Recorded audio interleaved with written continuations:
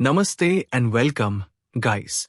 Today, we are diving into something super important in the world of risk and information security, risk domain 4.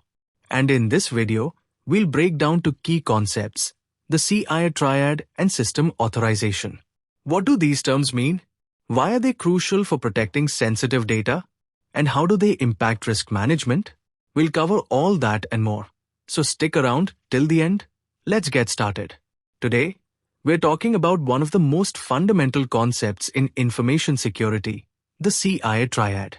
No, not that CIA. This one stands for confidentiality, integrity, and availability, the three pillars of data security. First, confidentiality. This means keeping sensitive data safe from unauthorized access. Think of it like your WhatsApp chats. You don't want random people snooping around, right? Encryption, access controls, and authentication help protect confidentiality. Second, integrity. This is all about making sure your data remains accurate and unaltered. Imagine transferring 10,000 rupees online, but due to an error, the system sends 1 lakh rupees instead. That's why checksums, digital signatures, and hashing exist to ensure data remains exactly as it should be. And finally, availability. This means that authorized users should always be able to access data when needed. If your bank's website crashes just when you need to transfer money, that's a problem. Proper backups, redundancy, and security measures help keep systems running smoothly. But just having security measures in place isn't enough. The real question is, why does the CIA Triad even matter? Evaluating secure risks, cyber threats are everywhere. Without the CIA Triad, organizations wouldn't even know where their vulnerabilities are. It helps identify weak spots before hackers can exploit them. Identifying potential impacts, a security breach isn't just an IT issue. It can bring entire businesses to their knees. Whether it's financial loss, legal trouble, or reputational damage, understanding the CIA Triad helps predict the real-world consequences of an attack. Aiding risk management and mitigation, knowing the risks is one thing, but what do you do about them? That's where the CIA Triad comes in. It guides organizations in setting up proper defenses, ensuring data stays secure, reliable, and available at all times. Understanding security risks is just the beginning. Now, let's break down the CIA Triad further, starting with the first and most critical pillar, confidentiality. What is confidentiality? It's all about keeping data private and secure. Sensitive information, whether it's personal details, financial records, or corporate secrets, should only be accessible to the right people. What happens in a breach? If confidentiality is broken, unauthorized people gain access to sensitive data. Imagine your medical records, bank details, or company secrets getting leaked. That's a serious disaster. Data breaches can lead to financial loss, identity theft, and even legal consequences. How do we protect confidentiality? The key principles here are need to know and least privilege. Not everyone in an organization needs access to all information. Employees should only have access to the data necessary for their job, nothing more. Strong encryption, access controls, and multi-factor authentication help enforce these principles. Keeping data confidential is crucial, but security doesn't stop there.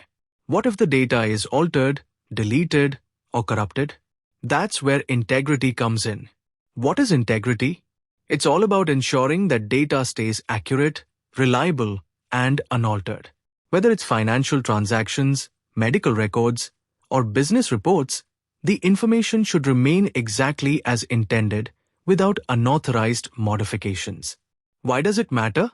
Imagine someone manipulating financial records, changing exam results, or altering patient prescriptions. Even a small modification can lead to huge consequences, financial loss, legal trouble, or even life-threatening situations. How do we protect integrity? The least privilege principle plays a key role here too. Users should only have permission to view or modify data based on their role, nothing more. Techniques like checksums, hashing, version control, and digital signatures help ensure that data hasn't been tampered with. But what good is data if you can't access it when needed? That's where the third pillar of the CIA Triad, availability, comes into play. Let's break it down. Protecting data is important, but what good is it if you can't access it when you need it? That's where availability comes in, the third pillar of the CIA Triad. What is availability?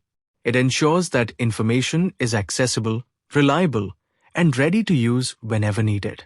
Whether it's an online banking system, a hospital database, or a company's internal servers, critical data should always be available to the right people at the right time.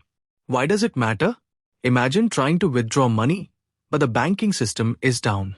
Or a hospital needing patient records during an emergency, but the server has crashed. Downtime can be costly, disruptive, and even life-threatening. How do we ensure availability? The challenge is determining how much availability is actually needed. Not all systems require 24/7 uptime, but some, like healthcare or financial services, absolutely do.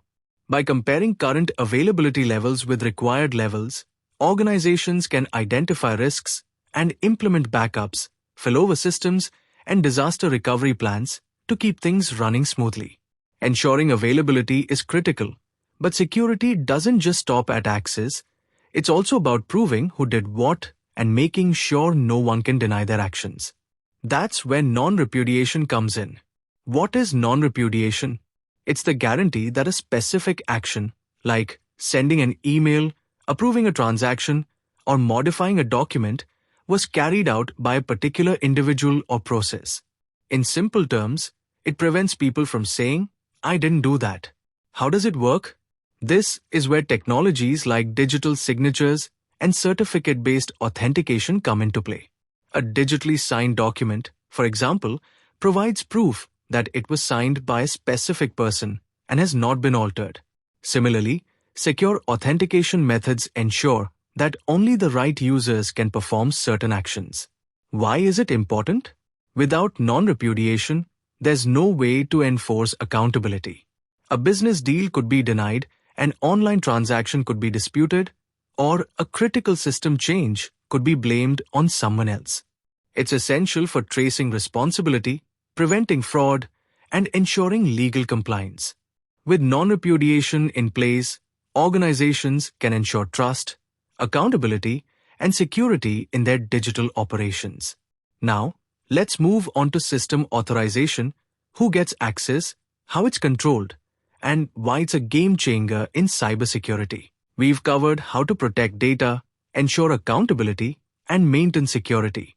But before any system goes live, there's one final step: system authorization.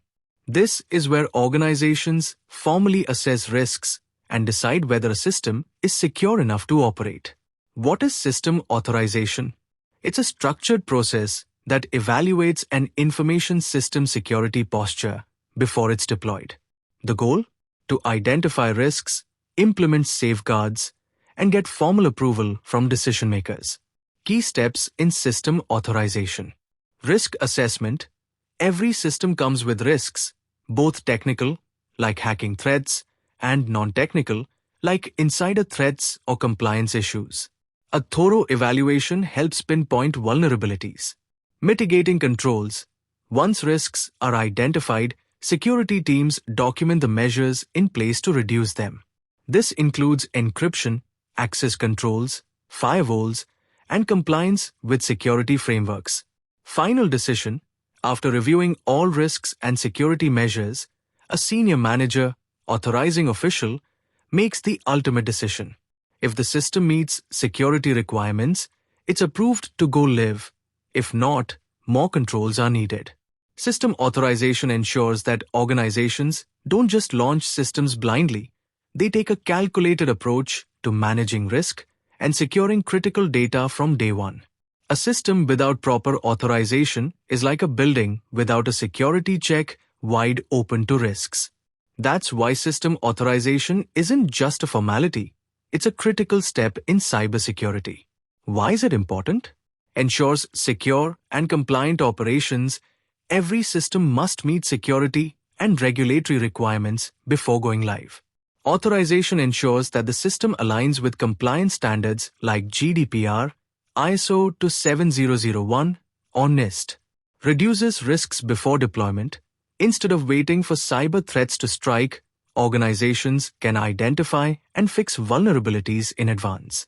A secure system from day one means fewer breaches and operational disruptions. Maintain cybersecurity best practices. Cyber threats constantly evolve, and so should security measures. System authorization enforces a proactive security approach, ensuring that only well-protected systems get approved. Bottom line, proper system authorization leads to safer systems, reduced security threats, and stronger risk management. And that wraps up today's discussion on CRISC Domain 4. If you found this valuable, make sure to like, share, and subscribe for more cybersecurity insights. Thank you and stay tuned.